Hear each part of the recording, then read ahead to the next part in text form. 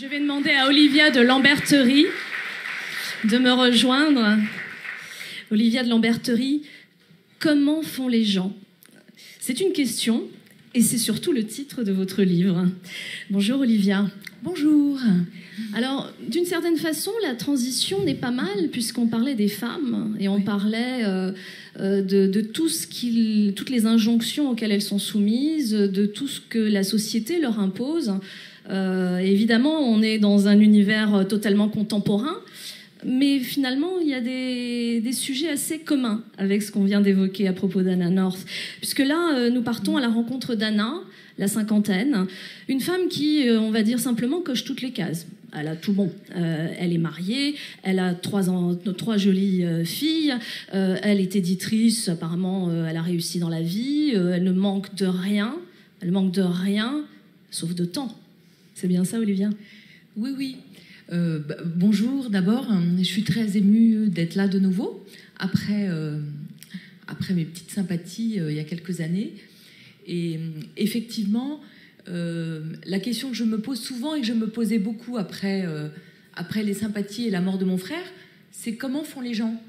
Moi, je ne sais pas comment font les gens pour justement arriver, comment font les femmes pour arriver à faire tout, à cocher toutes les cases, à s'occuper de leurs enfants, à faire leur métier le mieux possible. Et comment font les gens, hommes ou femmes, pour réussir à être heureux quand même. Le quand même, c'est à être heureux malgré l'Ukraine, malgré les malheurs du monde, malgré les réfugiés syriens qui sont dans le métro à Paris. Comment on fait? Et je trouve que c'est particulièrement...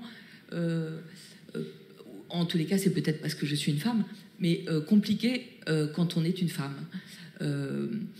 Et puis, ce qui m'amusait aussi, c'était après le premier livre, qui était très personnel, c'était là d'essayer d'être le plus universel possible.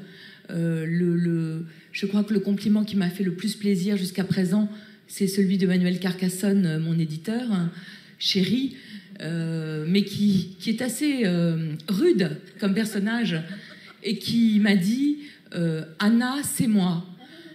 Alors que jusqu'à présent, tu es toujours un homme. Donc voilà, je voulais essayer de raconter la vie des femmes, mais en même temps le raconter totalement de l'intérieur. Moi, j'adore les romans où on est plongé dans la tête des gens, et donc là, je voulais vraiment qu'on soit plongé dans la tête de cette femme. Vous savez, comme la pensée fait des courts-circuits, vous allez à un rendez-vous, puis vous pensez à celui d'après ou à celui d'avant, ou vous pensez tout d'un coup à votre enfance parce que vous voyez un objet. Donc je voulais vraiment raconter les courts-circuits de sa pensée. Et les courts-circuits de la pensée d'une femme cinquantenaire qui travaille, qui a des enfants et qui doit s'occuper de tout, ils sont nombreux. C'est-à-dire que c'est aussi ça, c'est la multiplicité de ces courts-circuits, de l'esprit d'escalier, comme on dit, qui caractérise cette femme qui en plus se sent obligée de penser à tout. La cinquantaine, c'est important aussi parce que c'est un tournant, c'est-à-dire que ses filles sont en train de grandir. Sa mère, dont il est aussi beaucoup question et qui malheureusement est atteinte d'une forme de démence, on ne sait pas trop exactement, mais enfin voilà, on imagine une sorte d'Alzheimer, et qui commence à dire des choses étranges. Elle est entre deux générations, à un tournant de sa vie extrêmement décisif, où elle est pas vieille, mais elle voit pointer l'autre côté de la rive. Exactement. C'est vraiment aussi un livre sur ce que c'est que de vieillir, ce que je trouve personnellement pas du tout rigolo, mais que j'avais envie de traiter de manière assez rigolote. Comment vous faites quand vous êtes une femme de 50 ans? Je trouve que c'est une génération qui est bloquée entre deux générations, c'est-à-dire la génération des féministes historiques. Moi, je travaille à Elle depuis 25 ans et j'ai vraiment grandi avec des femmes qui avaient fait la révolution pour les femmes, pour lesquelles j'ai une admiration sans borne, parce que j'ai l'impression que grâce à elles, eh bien, nous, les filles de notre génération, on avait vraiment la contraception dans notre berceau et donc la possibilité d'avoir des enfants quand on en avait envie. Et puis, en même temps, il y a aujourd'hui une génération de jeunes femmes qui sont des féministes beaucoup plus radicales que nous étions, pour lesquelles j'ai également une admiration sans borne, même si je les trouve d'une violence qui parfois m'est étrangère, mais je me dis qu'elles ont raison, parce que nous, ça fait des années qu'on demande les choses très gentiment et que finalement on ne les obtient pas. Donc, vraiment, j'ai de la considération pour ces jeunes filles, je les remercie, mais moi, je me trouve bloquée effectivement entre ces deux générations et je voulais interroger cette espèce de position intermédiaire. Alors, ce qui caractérise aussi Anna, c'est qu'elle est trop polie. Elle est trop gentille, elle est trop comme il faut. Elle a une bosse épouvantable, elle n'ose pas répondre. Des remarques faites par une enseignante à l'école de sa fille, elle les laisse passer alors que ça la rend complètement dingue qu'on puisse dire des choses pareilles. Elle est celle qui s'excuse, en gros, quand on la bouscule dans la rue. Ben, elle est une femme d'aujourd'hui, donc effectivement, souvent, les femmes d'aujourd'hui, on leur marche sur les pieds, elles disent pardon. Donc je voulais aussi raconter ça. Et puis, je voulais en fait raconter quand même des choses assez existentielles. Comment est-ce qu'on est mère aujourd'hui? Et moi, alors c'est vraiment un roman. Et ça, j'ai adoré ça. J'ai trouvé que la liberté d'écrire un roman était grisante.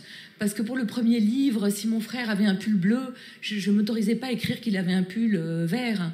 Là, j'ai trouvé que la liberté d'inventer était vraiment très agréable. Mais je voulais, oui, raconter cette pression maternelle. Moi, j'ai un fils aîné qui a 30 ans, et puis j'ai un petit qui a... Enfin, il y a 20 ans d'écart entre mon premier fils et mon dernier. Et être mère de mon premier fils, c'était un champ de roses. Alors que être mère de mon dernier fils, c'est un chemin de croix. Parce que entre les deux, il y a eu, je pense, le smartphone et les réseaux sociaux. Hein. Et donc aujourd'hui, vous ouvrez le journal, vous avez des enfants qui se pendent dans leur chambre parce que ils ont été harcelés à l'école. Moi, je suis dans un état d'angoisse constant. Et la seule manière que j'ai trouvée pour régler ces angoisses, c'est d'en rire. Je voulais vraiment assumer un humour et une légèreté. Il y a cette phrase de Romain Gary que j'aime beaucoup, qui est que l'humour est l'arme blanche des désarmés. Ben voilà, moi je me sens très désarmée et la seule manière que j'ai, c'est d'être drôle. En tous les cas, d'essayer d'être le plus drôle possible. Et puis, c'est très compliqué aussi pour moi d'écrire parce que je continue avec énormément de plaisir de défendre les livres des autres. J'ai qu'une envie, c'est de lire Thierry, Félicité, Lola, ce premier roman. Et je vais continuer à la rentrée à défendre les livres des autres avec enthousiasme. Et comment est-ce que moi, je peux me glisser dans ce terrain-là? Et j'avais vraiment envie d'essayer d'assumer un humour, de faire un livre drôle. Il n'y en a pas tant que ça. Hier, j'étais avec le prix France Télévisions, avec des jurés. Et alors, il y avait les livres sur la table, et il y en a un qui me dit vous devez lire des livres cynistes comme ça tout le temps. Alors, je lui dis cynistes, non, mais sérieux, oui. Alors, peut-être, j'avais envie d'essayer d'assumer cette légèreté-là. Une légèreté qui permet de parler de sujets qui sont graves et sérieux, mais d'une manière beaucoup plus digeste, d'une certaine manière. Alors, j'ai évoqué la maman tout à l'heure, effectivement. La maman d'Anna, elle est compliquée. C'est une féministe des années 70, avec tout ce que ça implique de bon et de mauvais, parce que c'est pas facile de grandir à l'ombre d'Anna. Mais en vieillissant, sénilité aidant, elle est très drôle, cette maman aussi. Hein. Oui, j'espère qu'elle est drôle aussi. C'est aussi un livre sur le vieillissement et le grand âge. Moi, j'ai été très, très, très, très choquée par la manière dont on a traité les gens pendant le confinement. J'ai trouvé que c'était insupportable. Et je suis très, très choquée de manière générale par la manière dont on traite les vieux. J'aime bien dire les vieux. J'ai l'impression que même ce terme de vieux, on n'ose plus le dire. Alors, à la télévision, on me dit « il faut que tu dises nos aînés, nos seniors ». On m'a beaucoup dit « il faut que tu dises nos seniors ». J'ai dit « mais je ne travaille pas à la SNCF. Senior, pour moi, c'est carte senior ». Et je me souviens de Mona Ozouf, que j'adore, qui est une vieille dame. Elle m'a dit « bah oui, je suis une vieille dame. On peut dire les vieux, on dit bien les jeunes, pourquoi on ne dirait pas les vieux ?» Donc, je voulais raconter, là encore de manière légère, ce que c'est que de vieillir, et puis ce que c'est que quand vous avez 50 ans, quand maintenant vous avez des enfants de plus en plus tard. Avant, on avait des enfants à 20 ans, à 40 ans, c'était réglé. Hein. Maintenant, à 40 ans, vous pouvez encore avoir des enfants. Donc en fait, vous vous retrouvez à devoir vous occuper à la fois de vos parents et de vos enfants. Alors, c'est aussi l'histoire d'une émancipation parce qu'elle va avoir une trajectoire, Anna. C'est-à-dire qu'on va faire le constat de son quotidien, de tout ce qui l'interroge, de ses difficultés, de cette fameuse charge mentale, hein, on appelle ça comme ça aujourd'hui, mais qui est tellement réelle. Mais elle va faire son chemin à travers différentes choses qui vont lui arriver.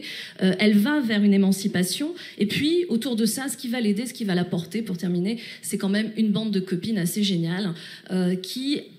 à force d'humour et aussi parce qu'elles partagent des quotidiens similaires, vont s'entraider pour aller justement vers une forme d'affranchissement. Oui, ça c'était une chose très importante pour moi. Je voulais vraiment mettre beaucoup de choses dans ce livre et montrer le rôle de l'amitié. Je trouve que dans nos vies parfois difficiles et lourdes, les amis ont un rôle absolument essentiel. Et j'ai l'impression qu'en littérature... Vous me direz tout à l'heure si je me trompe, mais depuis le triomphe de l'amie prodigieuse, que j'ai dévoré, l'amitié est devenue un sujet assez sombre, en fait.